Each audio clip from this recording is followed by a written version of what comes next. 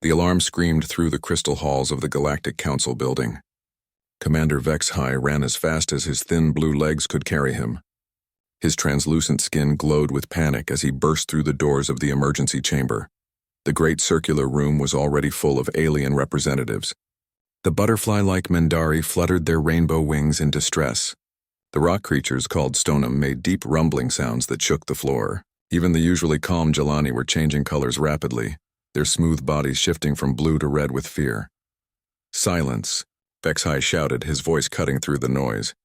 The room went quiet except for the soft humming of the translation devices. "I bring terrible news from the outer rim worlds." He pressed a button on his wrist device. A huge holographic display appeared above their heads. It showed a beautiful world covered in crystal cities and silver oceans. But something was wrong.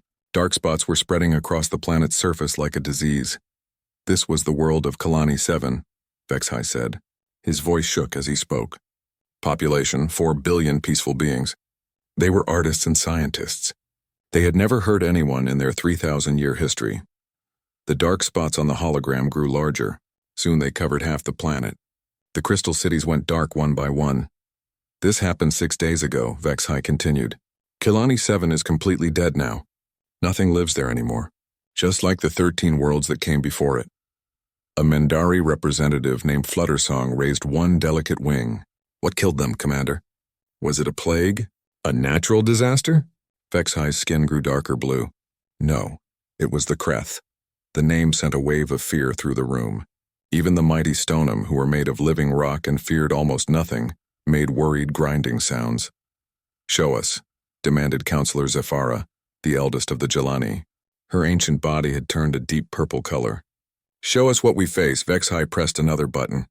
The hologram changed to show a space battle. Sleek council ships fired bright energy beams at dark, twisted shapes that looked more like living things than spaceships.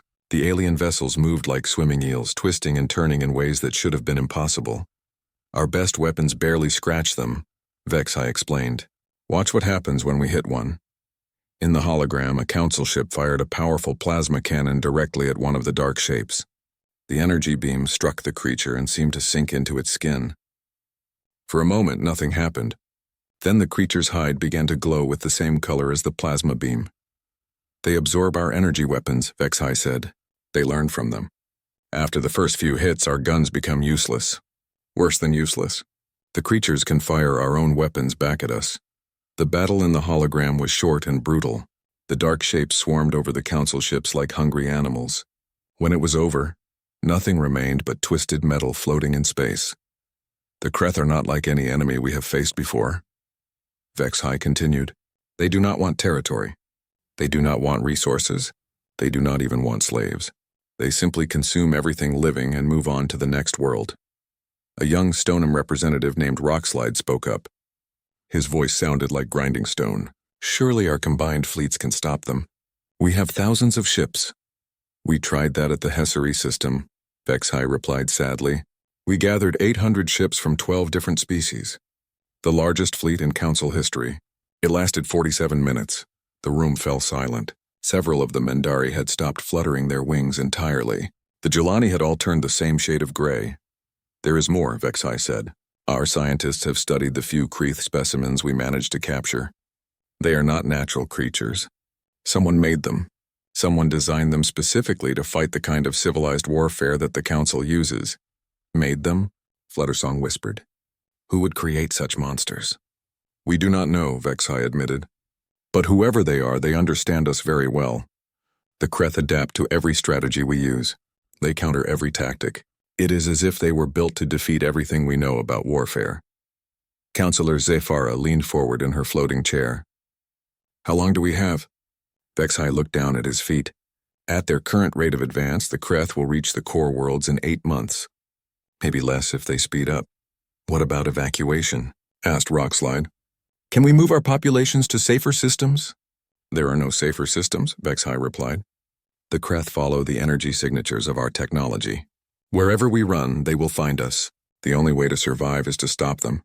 "But how?" cried Fluttersong. "You just told us that everything we try fails." Vexhai was quiet for a long moment. When he spoke again, his voice was barely above a whisper. "There is one possibility. One option we have not considered. The room waited. Even the gentle humming of the translation devices seemed louder in the silence. The humans, Vexhai said. The reaction was immediate. Several Mindari fell off their perches in shock. The Stonum made sounds like avalanches. One young Jelani actually fainted and had to be caught by his assistants. Absolutely not, shouted Counselor Zafara. The humans are listed as a class with the Deathworld species. They are barely civilized. They solve every problem with violence. They wage war for sport, added Fluttersong, her voice high with fear. They actually enjoy fighting. Their home planet would kill most of us just from the air pressure, rumbled Rockslide. What kind of creatures choose to live in such a place? Vexhai held up his hands for quiet. I know what the files say about humans. I know they are considered dangerous and unpredictable. But consider this. Everything we know about warfare has failed against the Kreth. Maybe what we need is someone who knows nothing about civilized warfare. It is madness, Zafara protested. We would be inviting one monster to fight another monster. What happens if the humans decide they like our worlds better than their own?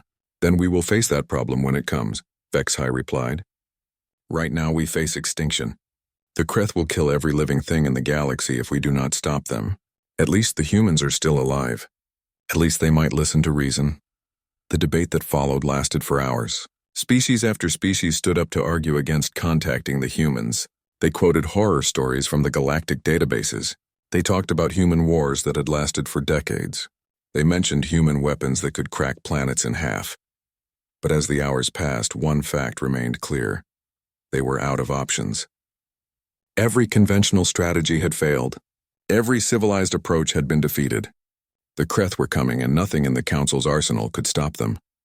Finally, as the station's artificial sun began to dim toward evening, Counselor Zafara called for a vote. All in favor of sending a distress signal to the human homeworld?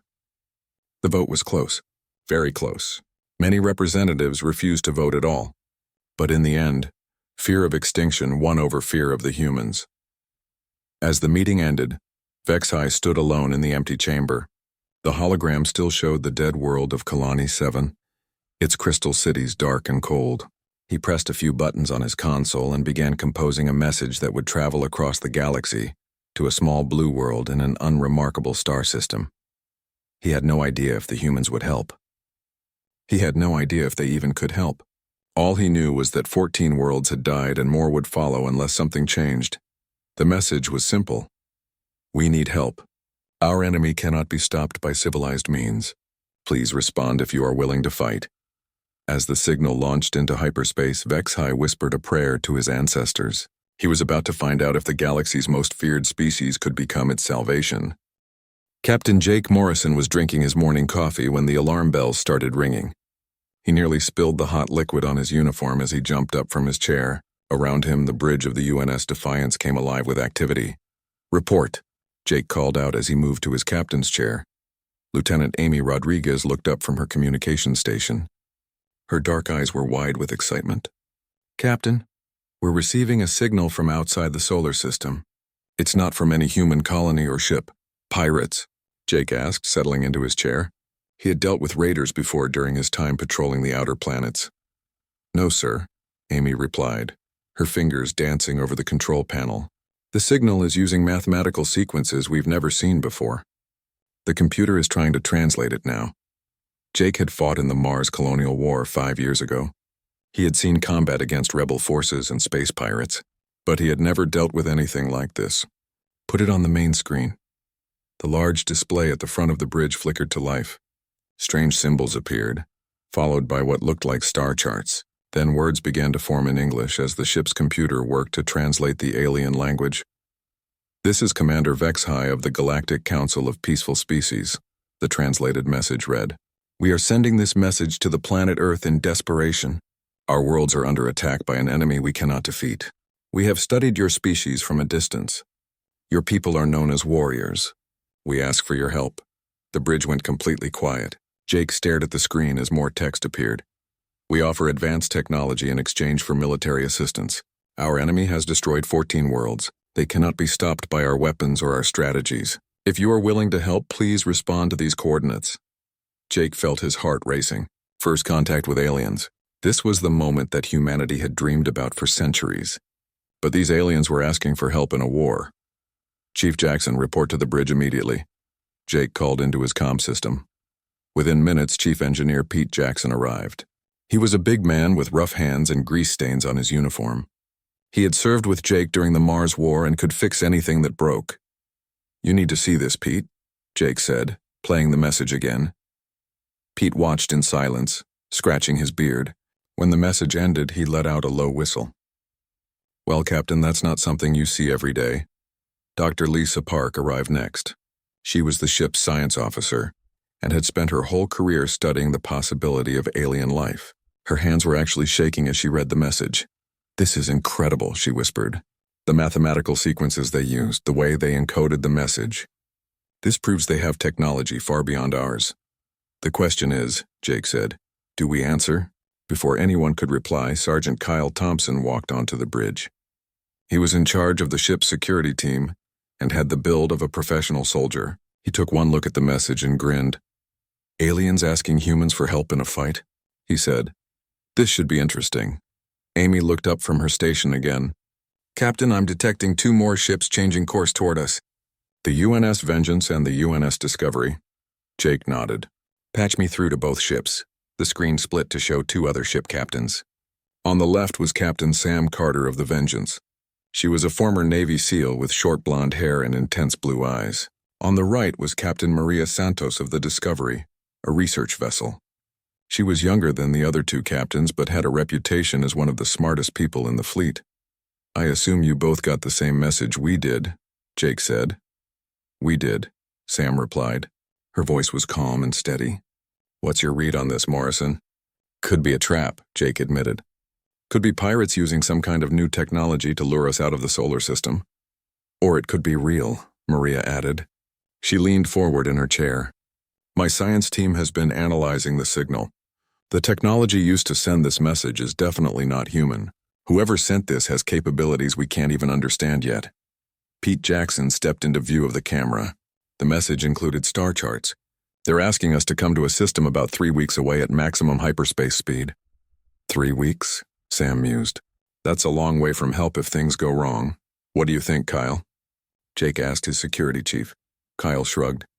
"We've got enough firepower between the 3 ships to handle most threats. And if these aliens really are fighting some kind of war, they might need our kind of help." Dr. Park moved closer to the camera. "This could be the most important moment in human history. First contact with an alien species. We can't just ignore it." Jake looked at his crew. These were people he had fought beside, people he trusted with his life. He could see the excitement in their eyes, mixed with the natural caution of experienced soldiers. "All right," he said finally. "We take a vote. All crew members get a say. If we do this, we do it together." The voting took less than an hour. When the results came in, it was unanimous across all 3 ships. Every single person voted to answer the alien call for help. "Looks like we're going to make first contact," Jake said with a smile. The next few hours were busy with preparations. Dr. Park and her science team worked to decode more of the alien message, looking for clues about what they might face. Kyle and his security teams checked weapons and armor. The engineers made sure all 3 ships were ready for the long journey. As they prepared to leave, more information came through from the alien signal. The computer was getting better at translating the strange language. They learned that the enemy was called the Kreth, and that they had been destroying entire worlds. "Captain," Dr. Park reported, "I've been studying the tactical information they sent us. This enemy sounds like some kind of biological weapon. They adapt to energy weapons and seem to learn from each battle." "Sounds nasty," Jake replied. "What's your analysis?" "They might be dealing with an enemy that's specifically designed to fight the kind of warfare that these peaceful aliens use. Energy weapons, long-range combat, that sort of thing." Sam Carter's voice came through the comm system from her ship. "If these aliens are as peaceful as they claim, they might not know how to fight a real war." "What do you mean?" Maria asked. "I mean dirty fighting," Sam explained. "Close combat. Boarding actions. The kind of fighting that gets your hands dirty. If this enemy was designed to fight clean, civilized warfare, then maybe what these aliens need is someone willing to fight dirty." Jake nodded slowly. Humans had been fighting wars for thousands of years. They knew every trick, every brutal tactic that worked. Maybe that was exactly what the galaxy needed. All ships prepare for hyperspace jump, Jake announced. We're about to find out what we're really made of. The 3 ships formed up in a tight formation, their hyperspace drives charged with a deep humming sound that could be felt through the hull. Jake looked out at the stars one last time before they jumped. When they came back, if they came back, humanity would never be the same. Jump in 3, 2, 1, Amy counted down. Space twisted around them as the ships entered hyperspace. The stars stretched into long lines of light as they accelerated beyond the speed of light. They were heading toward a meeting that would change the fate of the galaxy. Behind them, Earth continued its slow rotation around the sun. The people on the planet below had no idea that 3 of their ships were racing toward the first interstellar war in human history. In the depths of space, the alien signal continued to broadcast its desperate plea for help, but now it had been answered. Help was coming, though perhaps not the kind of help the aliens expected. Jake Morrison sat in his captain's chair and watched the swirling colors of hyperspace flow past his ship. In 3 weeks, he would learn if humanity was ready to take its place among the stars. In 3 weeks, the galaxy would learn what humans could do when someone asked them for help. The journey had begun. 3 weeks later, the human ships dropped out of hyperspace at the edge of the Zilani system. What they saw made everyone on the bridge go silent. Zilani Prime had once been beautiful. The planet glowed with crystal cities that caught and reflected sunlight like diamonds, but now dark patches covered most of the surface. Strange shapes moved in orbit around the dying world. "My God," whispered Dr. Lisa Park as she stared at the main screen. "What are those things?" The alien ships looked like nothing any human had ever seen. They were huge, dark, and seemed to pulse like living hearts. Their surfaces were covered in what looked like veins or tentacles that moved constantly. Some were as big as space stations. Captain Jake Morrison leaned forward in his chair. "Amy, try to contact the aliens who sent us the message." Lieutenant Amy Rodriguez worked at her communications panel. After a few minutes, she looked up with relief. "I've got them, Captain. Commander Vexhai is responding from a moon base." The main screen flickered and showed the alien commander. He looked even more tired and scared than his voice had sounded in the original message. His blue skin was pale and his large eyes were full of fear. "You came," Vexhai said in amazement. "I did not think you would actually come." "We keep our word," Jake replied. "What's the situation down there?" Vexhai's shoulders slumped. "Bad, very bad. The Kreth have been attacking for 6 days. Most of our people are dead or hiding underground. Our fleet was destroyed in the first hour of battle." "How many enemy ships?" asked Captain Sam Carter from the Vengeance. 17 large bioships and hundreds of smaller attack forms, Vexhai replied. "They ignore our weapons completely now. Every shot we fire just makes them stronger." Captain Maria Santos spoke from her research ship. "Can you send us tactical data on these creatures?" "I will transmit everything we have," Vexhai said. "But I must warn you, these things are not like any enemy you have ever faced. They learn from every battle. They adapt to every weapon. 3 small ships cannot do what our entire fleet could not." Jake looked at his crew. Kyle Thompson was studying the enemy ships through the tactical display. His face showed the expression of a professional soldier analyzing a threat. Dr. Park was already working with her science team to understand the data coming from the alien base. "We'll see about that," Jake said simply. Over the next hour, the 3 human ships moved closer to the battle zone. They stayed hidden behind a large asteroid while they studied the enemy. Dr. Park worked frantically to analyze the Kreth bioships. "Captain," she reported, "these things are definitely artificial. Someone built them, but they're using organic technology. They can absorb energy weapons and use that energy to power their own systems." Chief Pete Jackson looked up from his engineering station. "What about our weapons? We use kinetic rounds and explosive warheads. Old-fashioned stuff compared to alien energy beams." "That's exactly what I was thinking," Dr. Park said with excitement. "These creatures might be designed to fight advanced energy weapons. They might not know how to handle crude ballistic projectiles." Kyle Thompson studied the tactical data. "Look at their formation. They're spread out like they expect long-range beam weapons. No point defense against small, fast targets." Jake made his decision. "All ships prepare for combat. We're going to test a theory." "What theory is that?" asked Sam Carter. "That sometimes old-fashioned violence beats high-tech solutions." The 3 human ships moved out from behind the asteroid. Almost immediately, several Kreth bioships turned toward them. The alien vessels moved in ways that looked impossible, twisting and flowing through space like swimming eels. "Here they come," Amy reported. 12 enemy ships moving to intercept. The first Kreth ship fired some kind of bioplasma beam at the Defiance. Jake ordered evasive maneuvers and the human ship twisted away from the attack. But the beam followed them, bending through space like it was alive. "That's new," Kyle muttered, as alarms rang through the ship. The beam struck their shields and seemed to soak into them like water into a sponge. For a moment, nothing happened. Then their shield generators started glowing brighter. "They're overloading our shields," Pete called out. "Whatever that beam was, it's feeding energy back into our systems." "Cut the shields," Jake ordered. "Go to manual evasion only." The Defiance shut down its energy shields just as they were about to explode. Now they were flying naked through space, protected only by their armor and their pilot's skill. "Vengeance, Discovery, you seeing this?" Jake called to the other ships. "We see it," Sam replied. "These things really do absorb energy weapons. Good thing we brought some old-school firepower." The human ships closed the distance to the Kreth vessels faster than anyone expected. The alien bioships seemed confused by the human tactics. They fired their bioplasma beams, but the human ships simply turned off their shields and dodged. "All ships open fire," Jake ordered. The space around them erupted in violence. But it was violence like the galaxy had never seen before. Instead of clean energy beams, the human ships fired streams of metal bullets, explosive missiles, and kinetic projectiles that moved at incredible speed. The first Kreth ship to be hit seemed stunned. The metal bullets punched right through its organic hull, creating holes that spurted strange fluids into space. The creature tried to adapt, tried to absorb the kinetic energy, but it could not figure out how to stop simple chunks of metal moving very fast. "It's working," Amy shouted over the noise of the guns. "They can't adapt to kinetic weapons." But the Kreth were not helpless. As the human ships got closer, smaller attack forms swarmed out of the bioships like angry insects. They moved fast and tried to attach themselves to the human vessels. "Boarding pods," Kyle warned. "They're trying to get inside." This was where human tactics really showed their difference. Instead of trying to avoid the boarding pods, Jake did something that would have horrified any civilized species. "Take us right into the middle of them," he ordered. "Sir?"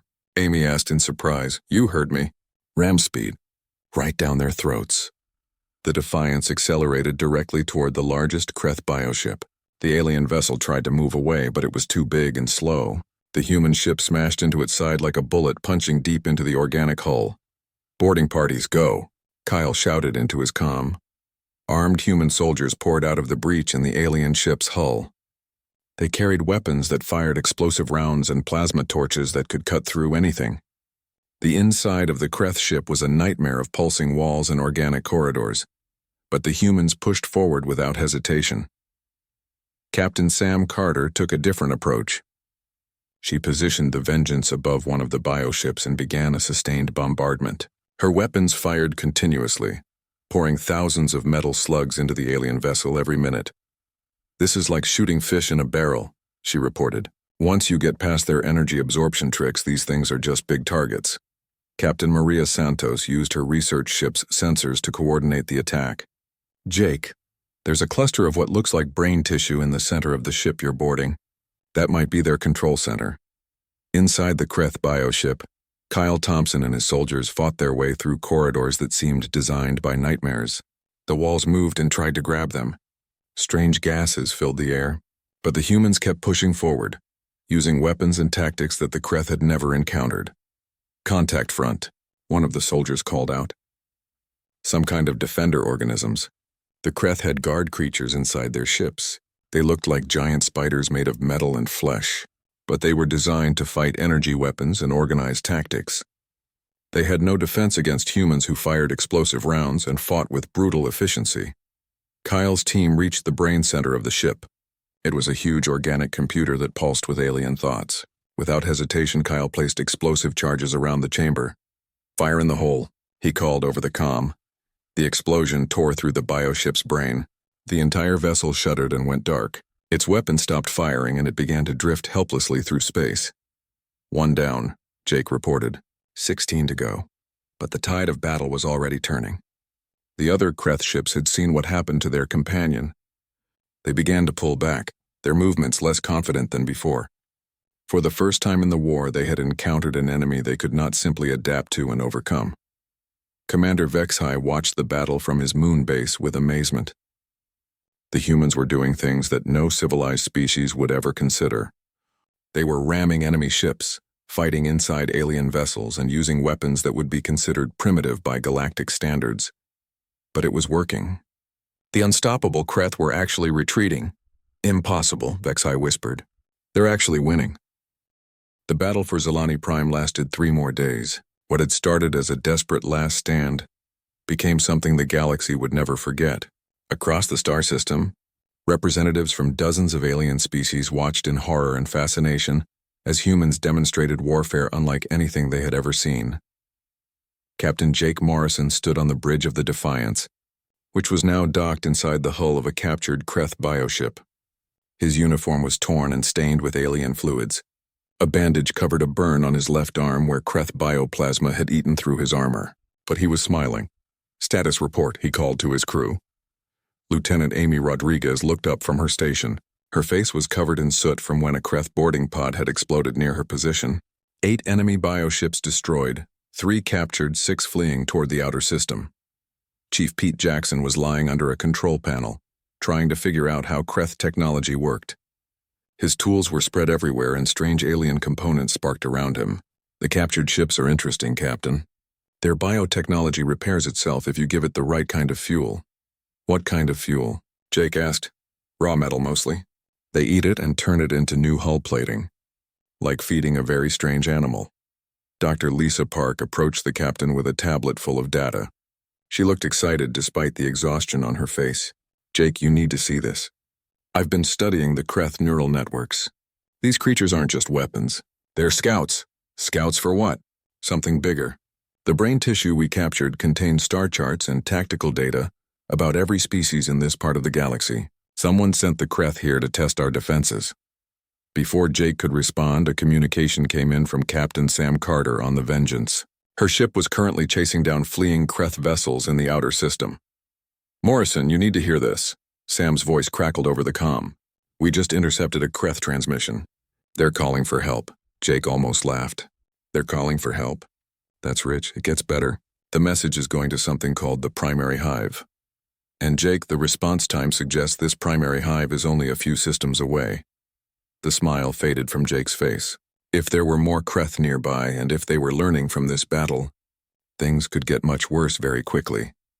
Captain Maria Santos contacted them from the Discovery, which was orbiting Zalani Prime.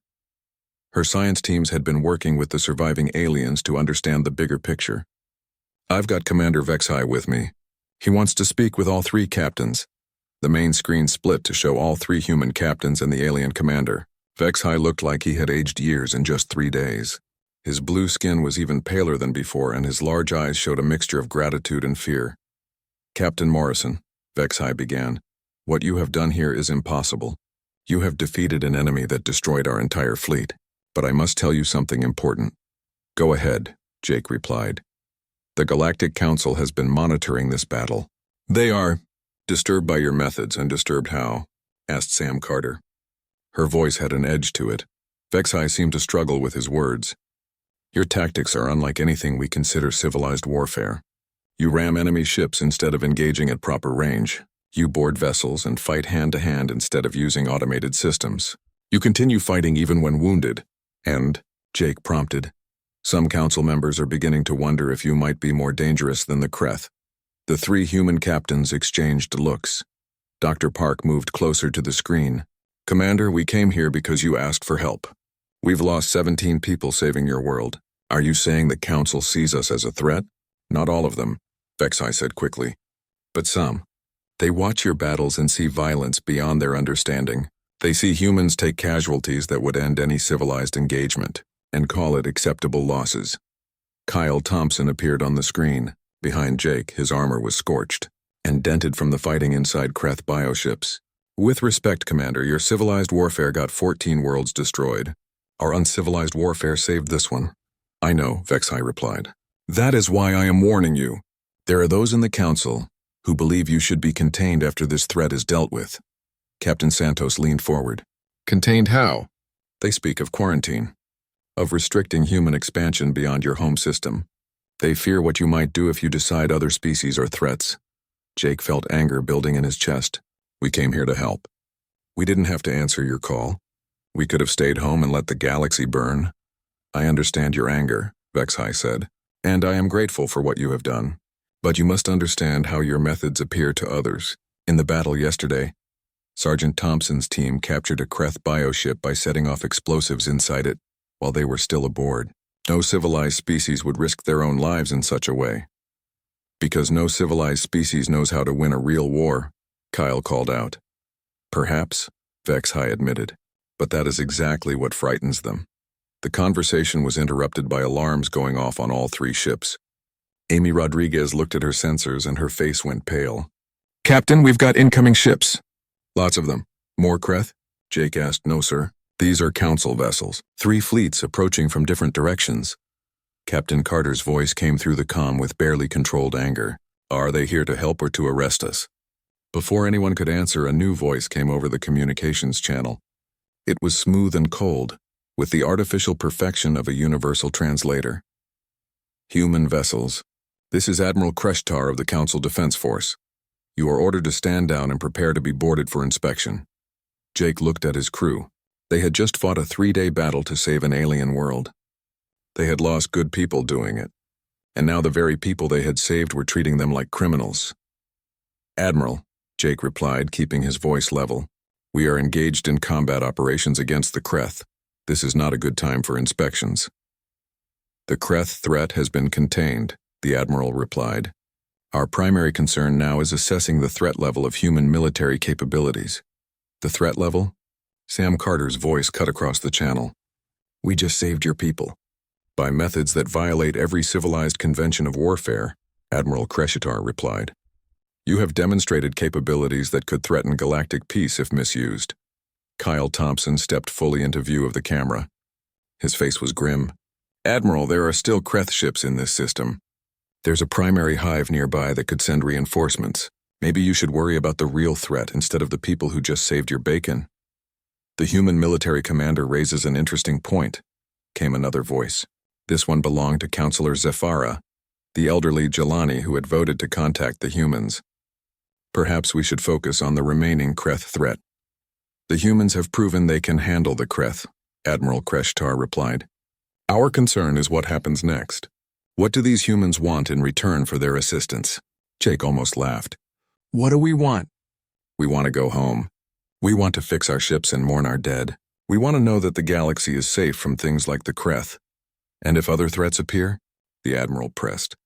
Will humans appoint themselves as the galaxy's military force? Only if people keep calling us for help, Jake replied. Dr. Park spoke up from her position at the science station. Admiral, I've been studying the Kreth technology. These creatures were specifically designed to fight energy-based warfare. Someone out there built them as weapons against the Council's military doctrine. The humans aren't your enemy. Whoever created the Kreth is. That may be true, Admiral Kreshtar said, but the creators of the Kreth are not here. The humans are, and they have just demonstrated the ability to defeat our most advanced military technology using primitive weapons and brutal tactics, Captain. Santos's voice came through the comm with barely controlled frustration. So because we're effective, we're dangerous? Because we won, we're the problem? Because you fight like demons, the Admiral replied.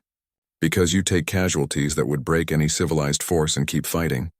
Because you use tactics that we would consider war crimes. The channel went quiet for a long moment. When Jake spoke again, his voice was cold. Admiral, we've got wounded to treat and ships to repair. If you want to inspect us, you're welcome to try. But I should warn you that we're running low on patience, and is that a threat? Admiral Kreshtar asked. It's a fact, Jake replied. We came here to help. We've done our job. Now we're going home. If you want to stop us, you're welcome to try. The 3 human ships began moving into a defensive formation. They were outnumbered, damaged, and far from home. But as the aliens watched in amazement, the humans prepared to fight again if necessary. The galaxy was about to learn another lesson about Deathworld species. They didn't just fight to win. They fought to protect what they believed was right. And they would fight anyone who stood in their way. The standoff lasted for 6 tense hours. 3 damaged human ships faced down 50 Council vessels in the space above Zelani Prime. On both sides, weapons were powered and ready. The galaxy held its breath, waiting to see if the species that had just saved them would become their next enemy. Captain Jake Morrison sat in his command chair, watching the alien ships on his tactical display. His crew was exhausted, wounded, and running on pure determination, but they were ready to fight again if they had to. "Captain," Lieutenant Amy Rodriguez reported, "the Council ships are maintaining distance, but they're not backing down. Admiral Crescitor is demanding we surrender for inspection." "Any word from Earth?" Jake asked. "Negative. We're too far away for real-time communication. Whatever we do here, we do on our own." Dr. Lisa Park looked up from her science station. "Jake, I'm detecting some kind of energy buildup from the largest Council ship. They might be preparing to fire." Before Jake could respond, a new voice came over the communications channel. It was Commander Vexahai speaking from his base on the moon. "Admiral Kreshtar, I must protest this action," the alien commander said. "These humans saved my world. They lost people fighting for us. You cannot treat them as criminals." "They have violated every law of civilized warfare," Admiral Kreshtar replied. "They must be contained before they become a threat to galactic peace." "They already are a threat to galactic peace," came another voice. This one belonged to Counselor Zafara. "They're a threat to anyone who wants to hurt innocent people." Captain Sam Carter's voice cut across the channel from the Vengeance. "If you want to inspect us so badly, Admiral, why don't you come over here yourself? I'll give you a personal tour." "Your aggressive attitude only proves my point," the Admiral responded. "Humans are too dangerous to be allowed freedom in galactic space." Jake had heard enough. He stood up from his chair and activated the ship-wide communication system. "This is Captain Morrison to all human personnel. We came here to help people who asked for our assistance. We did our job. We saved their world. Now they want to lock us up because we're too good at fighting." He paused, looking around at his crew. They were battered and tired, but their eyes showed the same determination he felt. "I've got news for the Galactic Council," Jake continued. "We're not asking for permission to go home. We're going home. Anyone who wants to stop us can try." The 3 human ships began moving toward the edge of the system. They maintained formation, protecting each other as they had during the battle against the Kreth. The Council fleet moved to intercept them. "Human vessels, you are ordered to stop," Admiral Crescitor commanded. "If you continue, we will be forced to fire upon you." "Admiral," Captain Maria Santos said from the Discovery, "before you do something you'll regret, you might want to check your long-range sensors." There was a pause. Then alarms began sounding on the Council ships. On the edge of the system, more ships were arriving. But these weren't human or Council vessels. They were Kreth bioships, bigger and more dangerous than any they had faced before. "Primary Hive Fleet," Dr. Park reported. 27 large bioships and hundreds of smaller attack forms. "They're heading straight for us." Admiral Crescitar's voice came over the comm, and for the first time it showed uncertainty. "All Council ships prepare for combat. Target the approaching Kreth vessels." "Admiral," Jake said calmly, "those ships are twice the size of the ones we just fought. Your energy weapons won't even scratch them. You need our help." "I will not negotiate with you while under threat," the Admiral replied. "Then you'll die with honor," Sam Carter said bluntly. "Your choice." The Kreth fleet was moving fast. Within minutes they would be in weapons range. The Council ships formed up in their traditional battle formation, preparing to fight with the same tactics that had failed so many times before. Commander Vexhai's voice came over the channel again. "Admiral, please, put aside your pride. These humans know how to fight these creatures. Let them help." "The Council does not bargain with terrorists," Admiral Crescitor replied. "We're not terrorists," Jake said quietly. "We're soldiers, and right now, we're the only soldiers you've got who know how to win this fight." The first Kreth bioship opened fire on the Council fleet. Its bioplasma beam struck a Council destroyer and began draining its energy systems. Within seconds, the destroyer was dead in space, its crew trapped inside a powerless hull. "All Council ships return fire," the Admiral ordered. The Council fleet opened up with everything they had. Brilliant energy beams lanced out across space, striking the Kreth vessels. But just as before, the alien bioships absorbed the energy and used it to power their own weapons. "Admiral," Counselor Zafara's voice cut through the chaos, "our weapons are useless. You must accept human assistance. I will not surrender council authority to these primitives, Admiral Crescitar replied stubbornly. Another council ship died, its hull cracked open by absorbed energy weapons. Then another. The Kreth were cutting through the council fleet like it wasn't even there. Kyle Thompson appeared on Jake's command screen. Captain, we can't just watch this. Those alien crews are going to die, Jake nodded. He had made his decision. All human ships attack formation. We're going in. But Captain, Amy protested, they just threatened to arrest us. They're still people, Jake replied. And people shouldn't die because their leaders are idiots. The 3 human ships broke formation and charged toward the Kreth fleet. Behind them, the council ships continued their useless energy attacks. Ahead of them, the Kreth bioships turned to face this new threat. Here we go again, Sam Carter said over the comm. The battle that followed was even more brutal than the first one. The new Kreth ships were stronger, faster, and better armed, but they still had the same weakness. They couldn't adapt to kinetic weapons and boarding tactics. Jake's ship rammed directly into the largest bioship, punching deep into its organic hull. Kyle Thompson and his Marines poured into the breach, fighting through corridors filled with defensive organisms. Their weapons fired explosive rounds that tore through alien flesh and metal. Captain Carter positioned the Vengeance above a cluster of Kreth ships and began a sustained bombardment. Her guns fired continuously, pouring thousands of metal slugs into the enemy vessels. The bioships tried to adapt, tried to evolve defenses, but simple kinetic energy was too basic to counter. Captain Santos used her science ship to coordinate the attack, directing human forces to the weak points in each Kreth vessel. Her sensors could penetrate the organic hulls and find the brain centers that controlled each ship. Jake, the bioship you're on has 3 brain centers, Maria reported. Take out the one in the forward section first. It controls their weapons. Inside the Kreth vessel, Kyle and his team fought their way through nightmare corridors. The walls tried to crush them. Toxic gases filled the air. Strange creatures attacked from hidden alcoves, but the humans pushed forward with grim determination. Found the brain room, Kyle reported. Setting charges now. The explosion that followed crippled the massive bioship. Its weapons went silent and it began to drift helplessly through space. Meanwhile, the Council fleet watched in amazement as the humans systematically destroyed enemy vessels that had been immune to their own weapons. Admiral Crescitar's flagship had taken heavy damage, but the human attack was drawing Kreth fire away from the Council ships. This is impossible, the Admiral muttered as he watched human soldiers fighting inside alien vessels. How are they doing this? Because they're not afraid to get their hands dirty, Commander Vexhai replied from his moon base. Because they fight to win, not to look civilized. The battle lasted 4 hours. When it was over, every Kreth ship was either destroyed or fleeing toward deep space. The human ships were heavily damaged but still fighting. The Council fleet had lost 12 vessels, but the survivors were intact. Admiral Crescitar, Jake called over the comm, your ships are damaged and you're far from home. Would you like an escort back to Council space?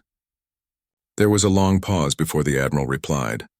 Captain Morrison, I owe you an apology, and perhaps the galaxy owes humanity a debt. We don't want a debt, Jake replied. We just want to go home.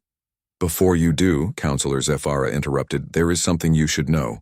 We've been monitoring transmissions from the fleeing Kreth ships. They're reporting back to their creators about human combat capabilities. Dr. Park looked up from her analysis station, which means whoever built the Kreth now knows about us. And they won't be happy that their perfect weapons failed, Captain Santos added.